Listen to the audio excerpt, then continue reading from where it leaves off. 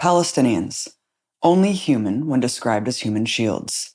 Those are the words from a poem by Saul Williams. Saul is an icon of the slam poetry movement who's also gained prominence as a writer, musician, and an actor. He's published several poetry books, released a new album every couple years since 2001, and among other roles, he starred in the groundbreaking Broadway musical, Holler If You Hear Me. And in 2021, he co-directed and wrote the highly acclaimed film, Neptune Frost. Saul, thank you so much for taking the time to talk to me today on the Empire Files. I'm a huge fan of all of your work, your art. I'm just incredibly honored that you took the time to talk to me today. Well, thank you. It's a pleasure to talk to you. I'm a fan of your journalism. I'm a fan of your work, and I'm a fan of your voice and spirit. And yeah, these are extremely dire times, and yeah, so it's nice to take a moment and talk. Absolutely, thank you. That's incredible to hear that. Let's just kind of catch up on where we are in the world with the genocide unfolding in Gaza. Since October 7th, Israel has killed at least 15,000 civilians. I would say that the number is much higher than that, but that's what's confirmed. Thousands more trapped under the rubble, tens of thousands left injured.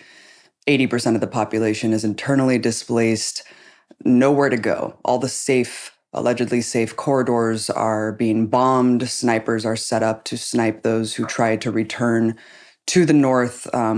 As we know, every allegedly safe shelter that Palestinians can seek refuge in are being targeted and demolished. You have not minced words about what is going on. You are a longtime critic of U.S. foreign policy. Just talk about what you've been feeling, I guess, just seeing this high-tech genocide unfolding while the so-called rules-based order in the international community is not only supporting it, but blaming the victims for their own slaughter. It is horrendous, primarily beyond the so-called politics of it. That we're witnessing these people try to do what they got away with in 1947, trying to get away with that in 2023. And the thing about technology is that it's not binary, but it certainly goes both ways. So that on one hand, we can talk about the surveillance and weapons technology and all this type of stuff, but we are holding technology as well. And we have an ability to see exactly what they're doing. We have the ability to fact check them on their every word as they say it. We have the opportunity and the ability to run what they say against what we see and call them on their hypocrisy. And they being the powers that be, are honestly not prepared for what we are witnessing. And so when we feel and experience, our government and the powers that be responding so differently from what the obvious majority of not just the population, but of the world wants to see, we are being told that our voices don't matter in the same way that we are being told that Palestinian lives don't matter. And so we are seemingly at a crux where, in the US, here we are with a Democrat president who has chosen to be complicit in a genocide. And let me just be clear. One, I don't believe that the powers that be are going to win. I believe in a free Palestine, and I believe that we're going to see it in our lifetimes. And what is horrendous is that there are people who do not recognize, or worse yet, who do recognize their complicity in a genocide, And so on one level, it's It's the people that we tag in our tweets and posts. The President Biden's and the Secretary Blinken and what's his name, McGurk, and all these different people that play roles within the government. But it's also having tremendous effects on our careers, and also on our friendships and our relationships with our families. Um, because how in the hell can you not speak up and acknowledge what's going on? So, Well, exactly. I mean, you bring up so many salient points. First of all, just the sheer levels of hypocrisy coming from a Democratic administration, masking all of this in humanitarianism, which is just frankly absurd and outrageous when you have Secretary Blinken up there just lying. I mean, all of them are just lying because, as lying. you clearly articulate, we have the ability to see what our eyes are showing us, and they're telling us, Yeah. don't believe your lying eyes. No, this is Yeah. not genocide. No, Israel's not targeting civilians. And it's like the least we can do is bear witness to what Palestinians are forced to show us because Exactly. they have to, because we have leaders in the Western world denying them even that agency, their own reality of being massacred. And Yeah. so we have to bear witness to what is happening, Saul. And it kind of, I mean, the whole dystopian nature of this really does harken back to your film, Neptune Frost. It's an incredible film. I recommend everyone to check it out right now. As soon as you're done watching this, go watch it. It's amazing. And there's so many sci-fi themes that are explored in this, but it's also set in the backdrop of something that's very real, which is cobalt mining. Mhm. And you mentioned something that really struck me, which is that these minerals are so expensive because the cost is what you're paying not to see. Mhm. Apply this kind of theme in Gaza today, which is this high-tech advanced civilization that is overlapping with this kind of medieval barbarism. And especially when, to your point, Israeli authorities and Western leaders have had the luxury of not having social media advance to the point where their narratives can be challenged for so long. And that's flipped on its Yeah. head today. So there is this kind of like Big time. Orwellian nature of the narrative that we're being told one thing, but we see something completely different unfolding. And it is very dystopian. It is, and you mentioned Neptune Frost, and so many people have as a result of what's going on, in Palestine, have said, hey, let's not be selective in what we're focusing on. Let's focus on what's happening surrounding coltan and cobalt mining in places like the Congo, in Central and Eastern Africa. Let's focus on what's going on in Sudan, all of these things that are coming to a head, right? As a result of what we are focusing on, and you're right in that, in the past, we have paid high prices for Apple, Samsung, all of this stuff. We pay not to see, this history of exploitation, right? And it's a long history of exploitation. I mean, it's people want to talk about technology, but it's not technology. I mean, how many of us are it's not just technology. I mean, how many of us are so clear on stuff like, oh, I can't start my day without coffee, and it's like, do you want to talk about where the coffee comes from? Do you want to talk about where the sugar you put in the coffee comes from? You're talking about oil in the car, but do you want to talk about the rubber for those tires? Because then we can talk about another genocide that happened in the Congo that, you know, that's never been really spoken about. Um, do you want to talk about the chocolate that, you're a chocoholic? Where does the chocolate come from? Like, all of these things have, including the diamonds, the gold, not just the coltan and cobalt, the uranium. I mean, like when the U.S. bombed Nagasaki and Hiroshima, 85% of the uranium in those bombs came from Nigeria. So we've been exploiting the continent of Africa. We've been exploiting Black and Brown people for not just the entirety of our lives, but for the entirety of practically Western civilization as we know it, right? And so Palestine symbolizes something because of the fact that, one,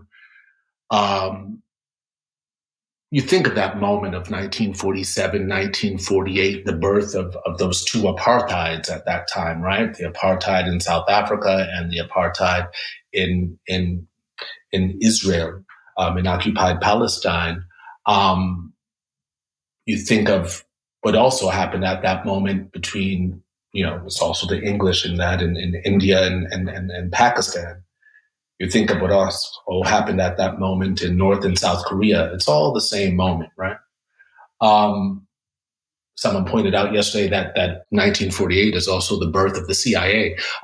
It's like all these things A lot are happened. born. Hello, all these things are born in the same moment. What's crazy about that moment with occupied Palestine is that it is a moment when many African nations and nations around, from the British and European empires are on the cusp of finding and voicing their independence. And so for them to thrust the Palestinian people into that experience then, um, in many ways, was already a long shot. I mean, and there's a documentary called Tantura. I don't know if you've seen it, but it talks, that many of the people who participated in the massacre at Deir Yassin and what have you are still alive, and they're interviewed in this documentary. And these stories of the Nakba and what happened in Palestine in 1948 are obscene, are violent, and there it was enacted in what's taught in schools in Israel and what have you. It's also something. It's not a paying not to see, but it's a selective memory of choosing not to tell the truth. So there's a connection between choosing not to tell the truth, that selective memory, and then paying not to see. The minerals and the stories behind the minerals in our technology. And yeah, Neptune Frost is very clearly about the fact that there is an observation to be made between the fact that our digital and technological advances are based on extremely analog forms of exploitation.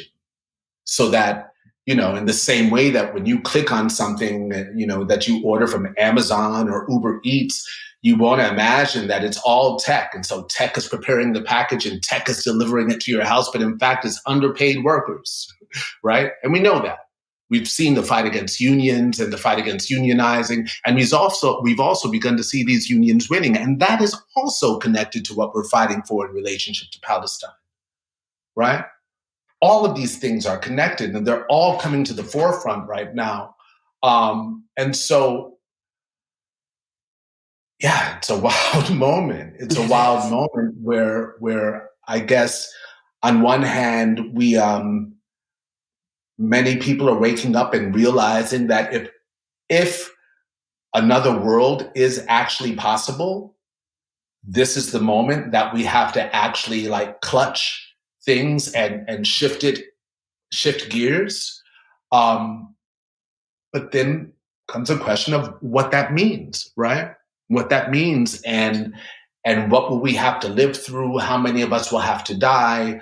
All of these questions in order to bring about that very necessary change that connects, capitalism to patriarchy, to white supremacy, to extraction, to anti-colonialism, to climate change, right? It's the intersection of so many struggles today, and it symbolizes so much. And you bring up such an important point, which is like we are at this precipice in history with environmental changes, with climate, the catastrophe of climate change. And we know that we have to change the way that we live. We know that we can't consume like this on a finite planet. And we're being told that, no, this isn't about indigenous issues. This isn't about anti-colonialism. It's about anti-Semitism. And it's ahistorical and it's offensive. And it's an insult to our intelligence to erase and wash away all the context behind what is actually going on, especially when you have it being heralded by democratic leaders. I can't stand the contradictions of Democrats on one side of their mouth saying land acknowledgement. I mean, or just anyone. I mean, Yeah, yeah, well-intentioned people, no, right? Talking about land acknowledgement, talking about Indigenous Peoples Day.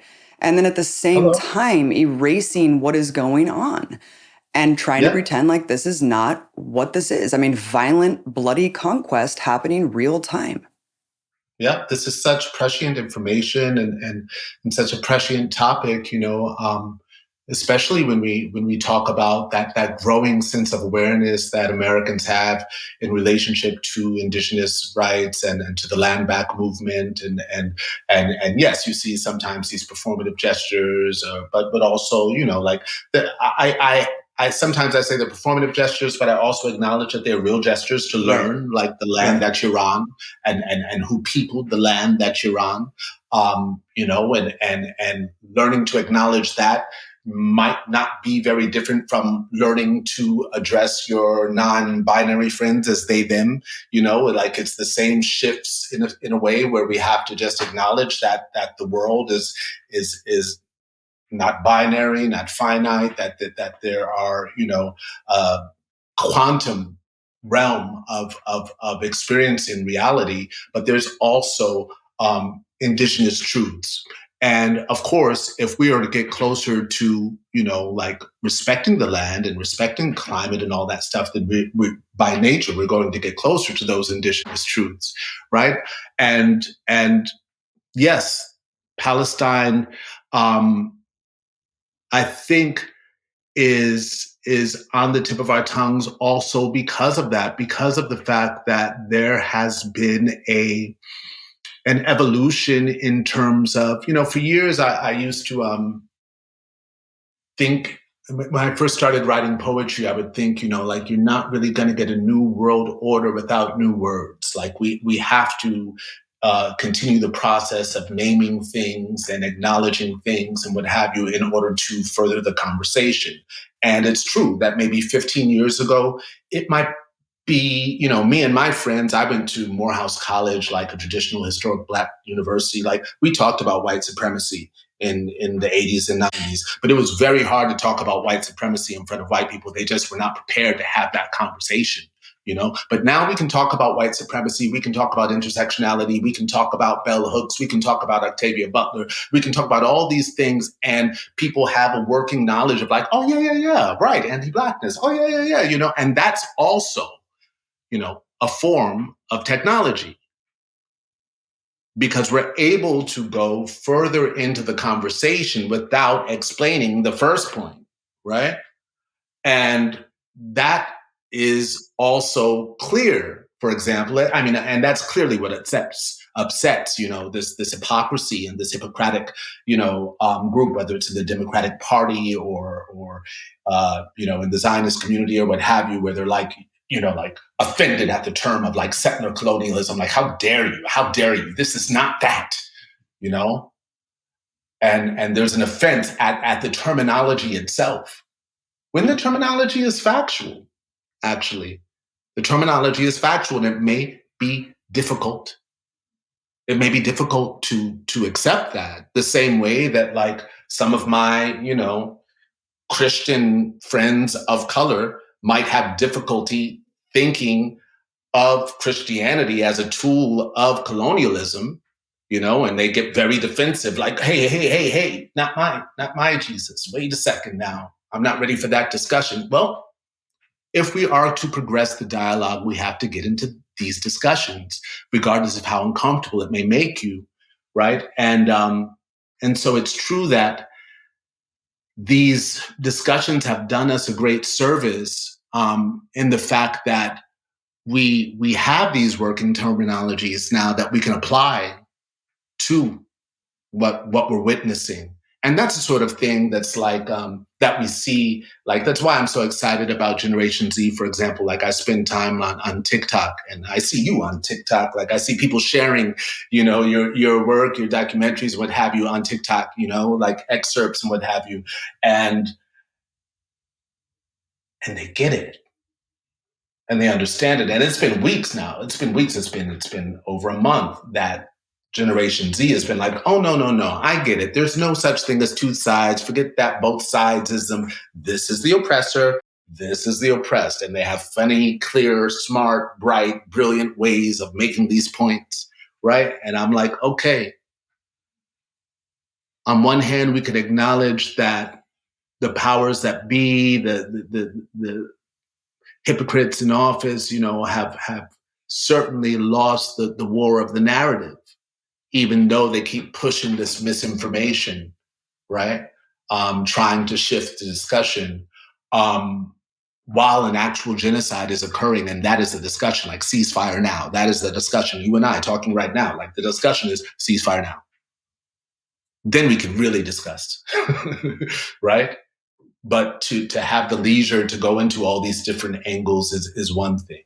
But for those of us who, like you said, the least we can do is amplify these voices and to stay focused and to stay present, with our Palestinian peers who are living through, these crimes against humanity right now. It's done us a great service to make the connections between these worlds and to utilize these terminologies and to utilize the technology to bring, kind of truth to power. I mean, you have Israeli government officials lobbying state legislatures across the country, and they've already preemptively passed all of these anti-BDS laws that say that you have to pledge fealty to a foreign country, and it completely undermines our First Amendment rights. I mean, it is absolutely stunning with all It's of the stunning. talk about Russian infiltration, Russia controlling our government. Look, Israel, there's a lot of Zionists, a lot of Christian Zionists in our government. You don't have to Yes. be Jewish to be a Zionist. That's been made Not at all. explicitly clear by people like Joe Biden. And Right. it's so shocking to see how much they have preemptively tried to usurp the tide of justice that they know is coming and undermine that and conflate anti-Semitism with Zionism. And Yeah. it's worked in droves, especially for the old guard and the corporate media and Western leaders who have it's very stark of a contrast between Gen Z and millennials, like you said, with For the sure. believability and trust in these institutions, and they're failing and they're distrustful, and we know that they don't speak on behalf of not only Americans but humanity, of course. But Right. it's crazy when you look at just the landscape of how much has been impacted and how much the stage has been set almost for what's coming. It's like, I mean, this has been a trope forever. The evil racist Arab, the terrorist, Yeah. even before 9/11, and then after 9/11, it took on a whole new character and villain. And it's almost like the stage has been laid for just the complete annihilation of the Palestinians for decades. And it's just a matter of like normalizing that idea and to see it escalated to the fact that, 2 months in and we're just all watching this. Like, what is the breaking Is that point? what you mean What when you is the say by breaking point? what's coming? Yeah. Yeah. Do you think that we have the agency to stop this? I think that all of the direct actions, I mean, I have to have hope and I have to remain optimistic for my own sanity and for the sake of like my brothers and sisters there, living day to day under what is happening. I have to. And I do have hope looking at the arc of history, and I do have hope in direct action and the consciousness shift. I know it can happen very rapidly, and it is happening very rapidly, and it is working to a certain extent with representatives declaring ceasefire. Because of all the direct actions happening in their offices and their homes, we need to keep up that momentum. But Saul, a Palestinian friend of mine, brought up a really important point. He was like, "Look, the blood."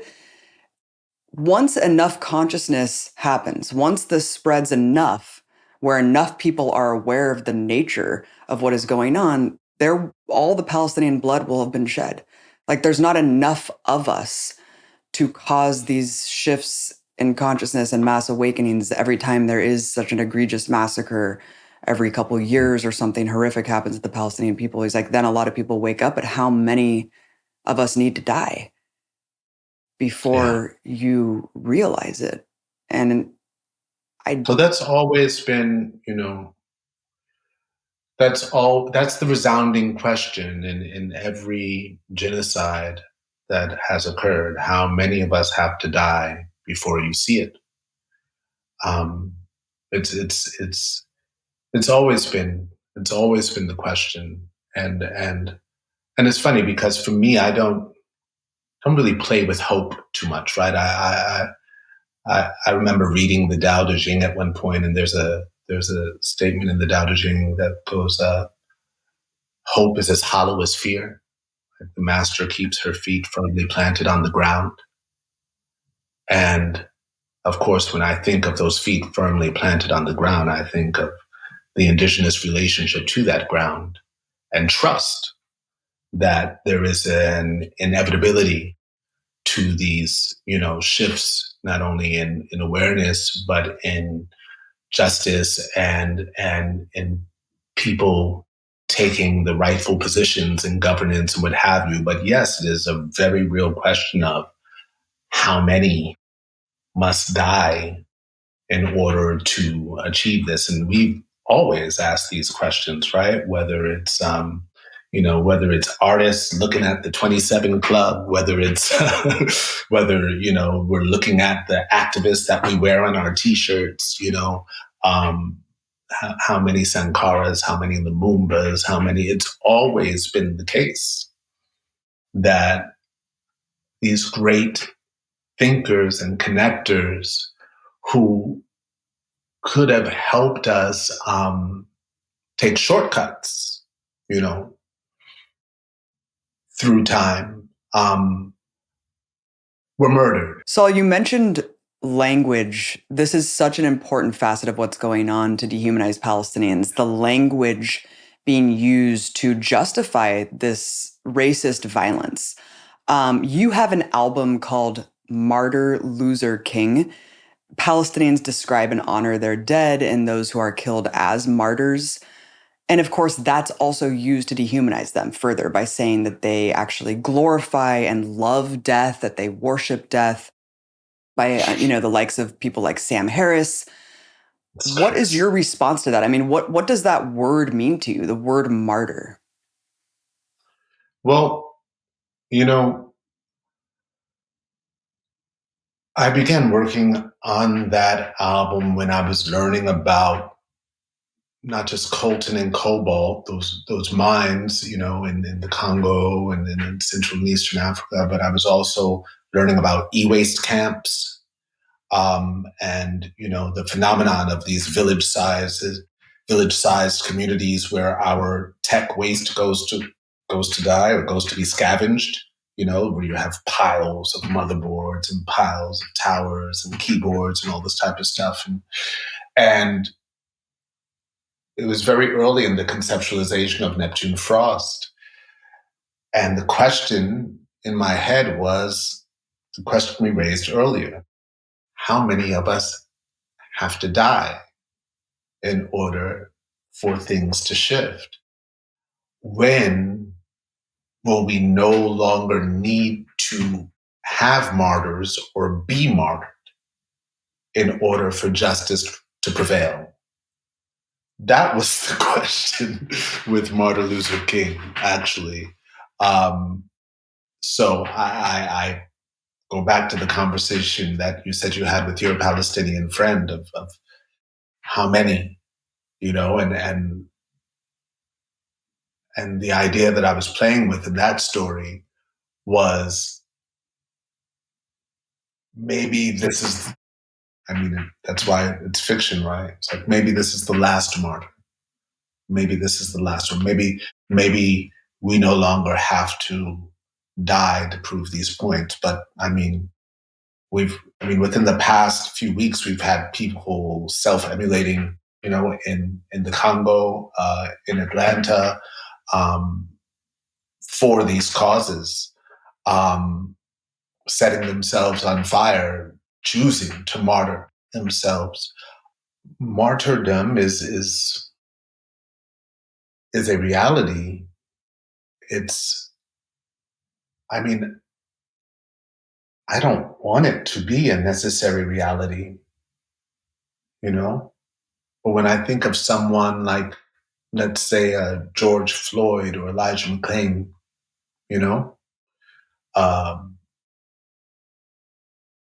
when I think of all of the, let's say, you know, Black trans people that have been murdered, just people that have been murdered, and as a result, sometimes of those murders, the conversations that have been furthered. And of course, those results are also rooted in technology, right? I mean, when we talk about Emmett Till and the civil rights movement, it has so much to do with the technology of the time, right? It's the fact that so many people had new technology, televisions in their living rooms, and suddenly could see the treatment of African Americans, for example. They could see it in their living rooms, people being sprayed with hoses and beat by police, and see it in their living rooms and go, holy crap. That's us with our phones right now, you know? Those injustices had been going on for years, for decades, for centuries, much worse than fire hoses, by the way. The fire hoses were there because of the cameras, right? If the cameras were not there, then it would have just been ropes and guns like it had been. Um, and I think of maybe Till and her decision of like, no, no, no, no, no. I want people to see. I want people to see. So the technology of martyrdom is a thing too, so it seems. Although death is death, and although it is, yes, a gracious part of the cycle of life, um, there is no reason why, there was absolutely no reason why all of these people, some people fixate on the children, and yes, we can do that. The number of children there, it's crazy. The number of women there, it's crazy. The number of men there, it's crazy. The number of people murdered, right? It's what we're forced to acknowledge and what we're also forcing them, the powers that be, to acknowledge in this time. It's how we know that they will fail. They will fail through us. They will fail through the people that are on the ground, that are sharing their stories, that are sharing their voices, that they weren't counting on, you know? That whose stories travel way further than Israelis dressing in blackface and dancing like, so-called, Arabs, or waving Israeli flags in movie theaters, as they dance to Beyonce or what have you. We are working to lessen the martyrdom. So it's not the fact that we want it. No one is trying to be martyred. You know, we're trying to live. We're trying to experience life. We're trying to dream of beautiful futures for our children. We're trying to bring about a change in society and governance that reflects all that we understand, all that we know, all that we've learned and continue to learn, and leave space to learn and to correct our wrongs. I mean, I don't know about you, Abby, but I've lost friends in this current moment. Um, I've lost friends who have attempted to, both privately and publicly, both sides this equation. You know, I have associates who I could have guessed, but I didn't really know were Zionists, who would say things, but I'm left, I'm anti-occupation, I'm this, I'm that. but I'm listening to the Israeli left. And I'm like, okay, you're listening to the Israeli left. You're listening to the Israeli left over actual Palestinian voices. That's like saying, like, I'm listening to the abolitionists, the white abolitionists, but I'm not listening to the slaves. Like, are you fucking kidding me? For real. I mean, like, I'm angry. Like, I'm at the point of naming names, but I'm not. Like, but these are people. Some of these people are in high positions who say stuff like this out loud, upset, upset that that more of us on this side of they consider people like me and you extreme. Well, for the longest time, they wanted to pretend like there was a substantial left in Israel that would change the government. We know, Saul, I mean, no matter what the foundation of Israel was, I mean, we know it was based on violent settler colonialism and violent expulsion of the native habitants. But over time, it's become increasingly fascistic. Netanyahu's administration is not an aberration. Polling reflects this. I've done interviews with Israeli citizens. They are openly genocidal. There is no hiding that. It is very crystal clear what the nature of Israeli society is. I'm sure there are leftists there. A lot of leftists and anti-Zionists leave because they can, and it's very hard to be part of a culture like that. I do remember clearly my interactions with white South Africans during the apartheid era, white South Africans who were my age. When we had a white South African student visit my class in high school, and I prepared questions, about the 4,000 students being held in detention in South Africa, and about the, Sharpsville massacre, and about, Nelson Mandela and all this stuff, and it wasn't even that the dude was in denial. This teenage South African kid, like, was literally like so wrapped in his privilege and what have you. He was really like, "What are you talking about? Like, that's not in South Africa." Like, he was so like this dude really doesn't know. Am I supposed to believe he really doesn't know? One more point about the language, because you are such like a brilliant linguist and poet, is just how language has become a weapon in this. How on one hand you have people tone policing pro-Palestine demonstrators saying, don't talk about free Palestine, don't say from the river to the sea. You have actually, protests in Germany, France, tone policing, like, or even banning protests, saying, no, this is anti-Semitic, da da da. You have the whole discussion about whether or not this is genocide, how that's too loaded of a term. Meanwhile, you have historians and Israeli scholars on the Holocaust saying this is a textbook case. And then you have the swath of corporate media, passive voice, talking about Palestinian deaths to dehumanize them, and not talk about, obviously, the openly genocidal rhetoric coming from Israeli ministers and cabinet and media figures. And so you have these headlines coming out. There's so many examples. There's too many to count. I mean, just yesterday, the Washington Post talked about that horrific crime, right? That was the foundation of us going into the Gulf War. Babies being ripped out of incubators. This is happening. Babies were left to die in the NICU from invading Israeli soldiers. And the Washington Post's headline on this, four fragile lives found ended in evacuated Gaza hospital. What in the fuck is this? Yeah. No, there's a huge avoidance of truths and of facts. It is frightening. It's as frightening as it is. It would be silly if it weren't so dangerous. You asked me about language. Yeah, it's crazy. I mean, that's really all I can respond to. From the river to the sea, I can't say that. Okay, stop. Like, okay. Really, we all know all this shit, right? We know what the Likud anthem is. We know that they're like from the sea to the river. We know that they're out of their minds, with this shit.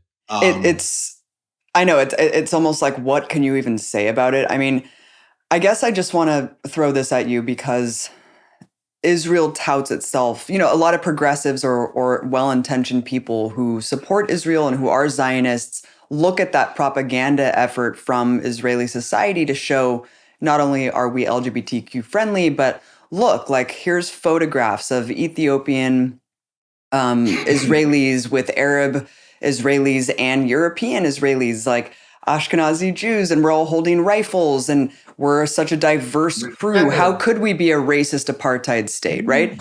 And then you have, you know, like when I was there, I mean, I went to refugee camps in occupied Palestine that were Afro-Palestinian, right? They want to erase Black Palestinians, actually. They don't want to talk about Black Palestinians that are living under oppression. I went to refugee camps out in the middle of the Negev desert where they hold Eritreans and Sudanese refugees who they're trying to deport because they don't want Africans assimilated in society. We know about the Depo-Vera given to Ethiopian Jews. I went to anti-refugee rallies within Israeli society. There is a strong anti-Black racist fervor within Israeli society, but projected to the Western world, look, this is a huge tokenized group of people, especially the Ethiopians who they brought over there.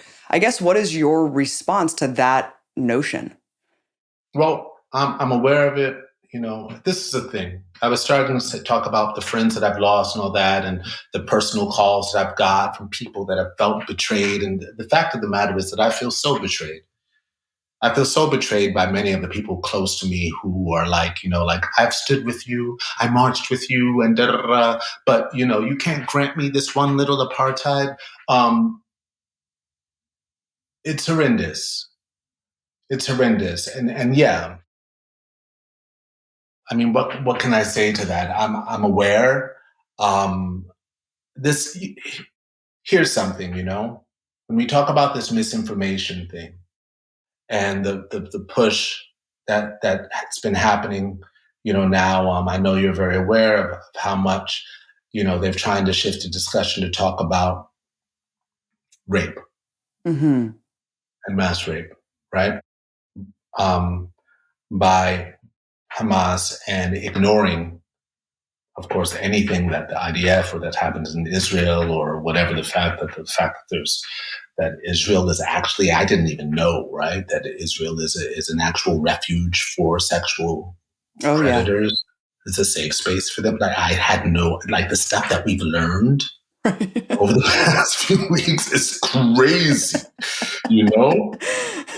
I'm like, oh my God, like, you guys were not ready for the magnifying glass of social media and research. Like, it's all there. Like, there's articles, there's amazing research and articles that's all out there, guys. Like, are you kidding me? So anyway, and you know, who am I to be in a position to say to say whether these things happened or didn't happen? You know, I do know that a lot of the ideas I had about October 7th when I was sharing, you know, information, and people were like, dude, you're sharing propaganda. I know that like 89% of that propaganda right now has been proven by even like Jewish newspapers, you know, Israeli newspapers, you know, whether we're talking about the Apache helicopters and the burning, you know, like the Hannibal directive, all this type of stuff that we're like, fuck. You know, this is crazy. We're not believing this because we'd rather believe it. It's just, these guys are horrible liars. They've confessed. You know, it's like when the guy confesses on the news and he's like, well, we lowered the number because we realized that 200 of those people burned were Hamas. It's like, okay. So then you're not saying that they burned themselves, did you? Like, obviously you're saying that you did burn some people then. Okay.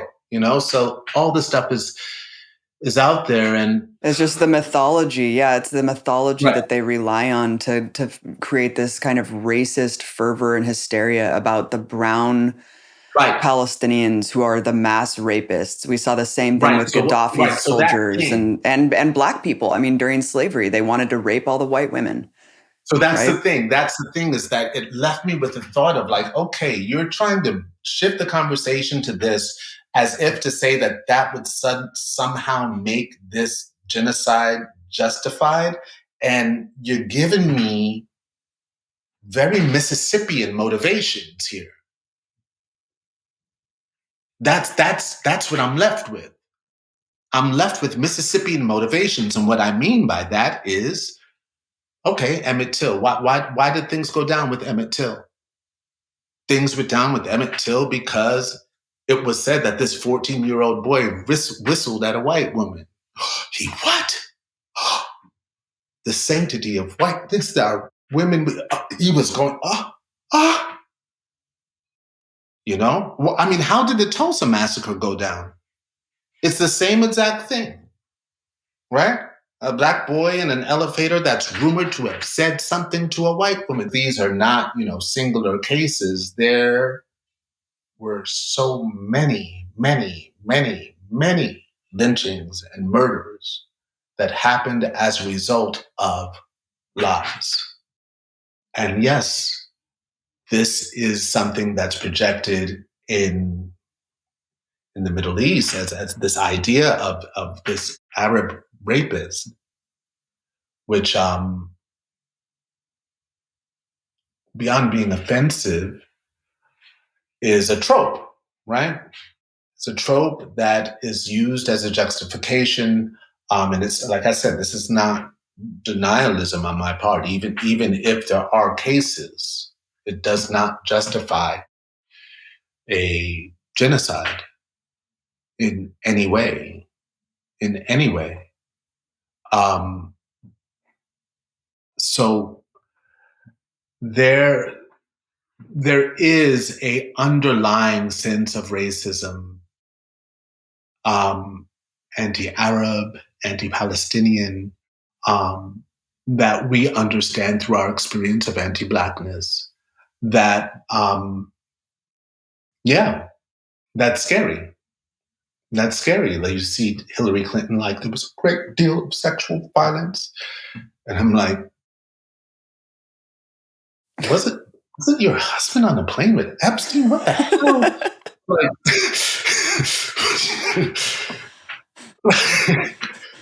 oh my God. But yeah, no, it's There's Ghislaine Maxwell and Jeffrey Epstein at Chelsea Clinton's wedding. It's like, what in the hell are you doing out there? Oh, I mean, and it is beyond. Maxwell's lawyer was who? Yeah, no, there's a lot of weird connections to the Mossad Yeah, too. her father's attorney was Blinken's stepdad, the guy that raised Anthony Blinken. What? Oh yeah, look it up. Oh my God. Last name is Pizar. It's he's a survivor of the Holocaust. Sounds like an extraordinary man, an extraordinary person. But yeah, he was and rumored to be the last person that spoke to her dad before he fell off of that expensive yacht. Oh, right. That was very strange. The hypocrisy is staggering when you have someone like Hillary Clinton going out there pretending to care about sexual violence when her husband was on Epstein's plane more than anyone else. I mean, it's pretty amazing, Saul. You've given me so much of your time. I have to ask you this. I mean, you're such a prolific artist. Your body of work is so extensive and incredible. You have done so much for not only the Palestinian cause, especially of late, but you've been such an outspoken critic of U.S. foreign policy. We are living right now at such a historic moment in time. And I step back and look at the entertainment industry. I look at so many people that whose music and art that I love, and I think, why are you not speaking out? Yes, I know that there are repercussions. There's a lot of threats floating around. There's a chilling effect. But still, right now, I mean, do you have humanity or not? Like, what is going on here? It's shocking to me that not more people are speaking out. And I guess I just want to know, I mean, obviously your entire past and who you are compels you to speak. And that's why I respect you so much, Saul. What do you think about, like, BDS? You mentioned, what hope is there to have avenues of change right now? A lot of Palestinians are calling for boycott, divestment, sanctions. I don't think that it's realistic to go and boycott and take Microsoft down, but I do think that the cultural boycott and isolating Israeli artists and also isolating Israeli society by boycotting playing there, I think that is something that we can do to name and shame Oh, people it's who are always, participating in this apartheid state. What is your opinion on BDS, and any last thoughts about, avenues for changing this? well, I think that boycott and divestment plays a major role. Like I said, I do remember the apartheid movement. I do remember that my family, when I was a teenager, was boycotting Coca-Cola, anything that was owned by Coca-Cola. We were boycotting Reebok. We were boycotting Shell Gas. We were boycotting anything and everything that we learned was invested in South Africa. We were also boycotting a lot of products that came from Israel at the time, because we knew that Israel was one of the main supporters of apartheid era South Africa, and that they were serving as a proxy for South African goods, including diamonds and gold and what have you. And so, yeah, that was then, and I do think that part of the reason why the apartheid, regime came to an end was because it became too expensive to keep it. So I do think that the role of boycotting and people divesting from you know specific companies, and I like the leadership of the BDS movement in terms of them pointing to the types of boycotts they're asking for, and what have you. I think that for the most part they're pretty level headed, in terms of what they say. Like when they say something like, "Hey, look, Beyonce and Taylor Swift, neither one of them have ever agreed to perform in Israel, and we thank them for that. So now we're just asking that pull their films from. And there's I think that there's great strength in that. And I think when you talk about it on the cultural side in terms of arts and artists and what have you, I think that's important, because then that will help a new generation of Israeli kids that look to these artists try to understand why they're opposed to going to Israel. At some point, they're going to have to acknowledge that it is clearly not because they're anti-Semitic, that it has absolutely nothing to do with that, you know? But we are anti-apartheid, that we do want to see a free Palestine. And just because you've been raised being told that you are surrounded by enemies who want you dead doesn't mean that it's true. And the fact of the matter is that there's going to be a huge necessary growth and turning point for Israeli people, who at some point in the future will have to live alongside, Arab Palestinian people. And they will have to acknowledge that they've been lied to.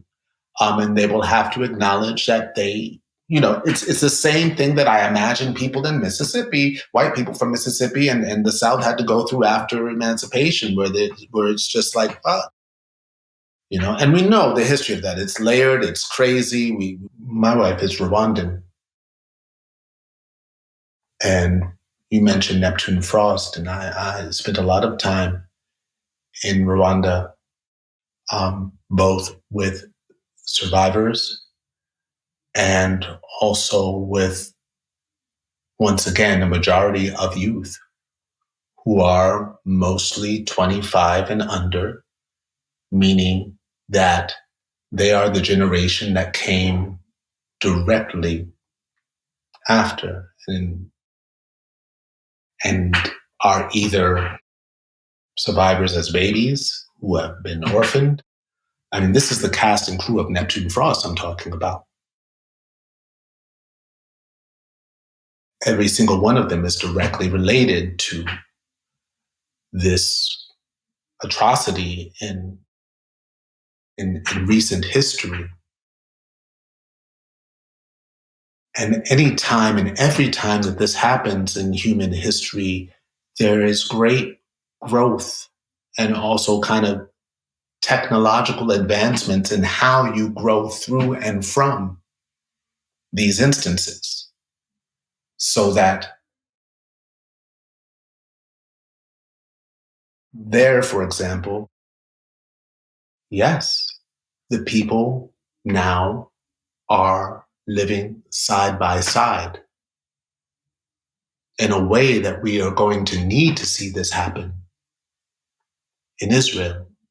there are templates, existing templates that we can learn from if we were to acknowledge that there are other genocides that have occurred and that we can learn from what they learned through their survival. I have found what I learned from just my proximity extremely enlightening, extremely inspiring. It's part of what led to the story that we chose to tell in Neptune Frost. There is so much growth and change that needs to happen. Yes, in Israeli society, in the world, our leaders have to acknowledge that. I mean, you have had these years of democratic leadership kind of like looking down at the progressives in the Democratic Party, right? Like, you guys will learn. And now we see who those progressives are. And in the case of someone like Bernie Sanders, we see who those progressives aren't in terms of, are you condoning a genocide or not? Are you playing by the party line or the human line? Because it's not the same. And fuck everything else. What a disappointment. What a horrendous disappointment, right? So finally, I'd say in relationship to what you were leading to in terms of artists who speak and who don't speak, I speak for myself when I say, you know, identifying as a poet is already a kind of, in a capitalist society, it's already a form of resignation. Like, what are you going to fire me from? Language. My feelings, my observations, like, what do I have to lose? A lot, but, playfully, I'm clear on the fact that there will be a great deal of apologies coming. I'm clear on the fact that, yes, a lot of artists do feel compromised, but they played the game of compromise from the beginning of their careers, just like I did not play that part of compromise from the beginning of my career. So I'm not necessarily shocked. I am saddened. Saddened because I do think that some of these artists have enormous platforms and a great deal of power to even affect popular opinion. And in some of these instances, I'm like, wow, it means so much if you just signaled, like when Bjork did, when Bjork is like, is this sharing? Like, go Bjork, fuck yeah. It means something. It means something. Just like it means something when I have Israeli fans who feel like let down, like, I thought you were so cool. Now look at you. And it's weird. It's also like, it's weird because you're like, really? Like, you couldn't understand that I would be anti-apartheid? It's a teaching moment, Saul. It's a very big moment where I think history will judge us all. I mean, right now it's hard to see. Teaching moment. It will be. Right now, we need this to stop. Right. We need a permanent ceasefire right now. We need the U.S. to understand that it is not their position to choose the next generation of Palestinian leadership, that no one is asking them to do that, and that they are in no position to do that. And neither is the Israeli government to choose Palestinian leadership. And then there's going to be a huge teaching moment because, you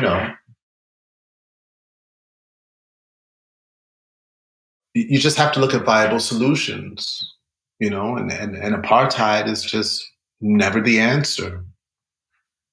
And so you have to question the viability of an ethno state.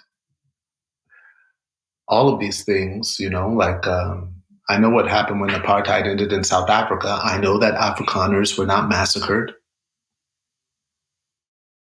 I also know that they ended up with a new flag.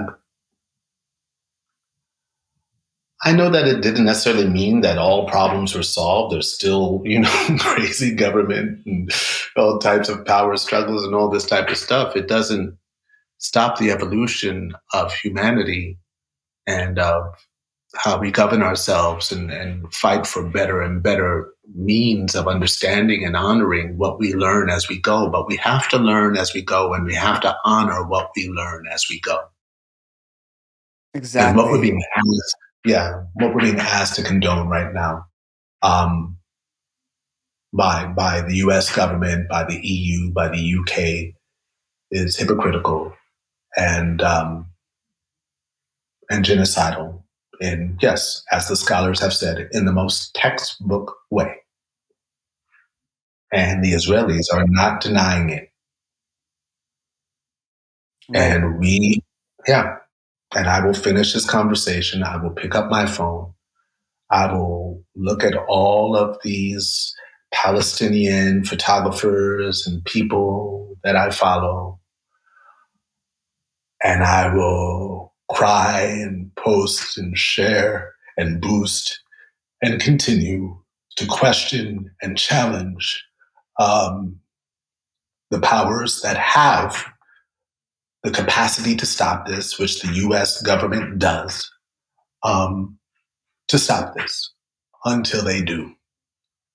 And we won't stop then.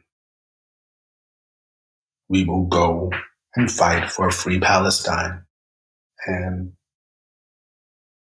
and we will hold a mirror up to these motherfuckers who try to throw, these tricks in our way of focus on this or you're anti-Semitic, or they're like, no, no, no.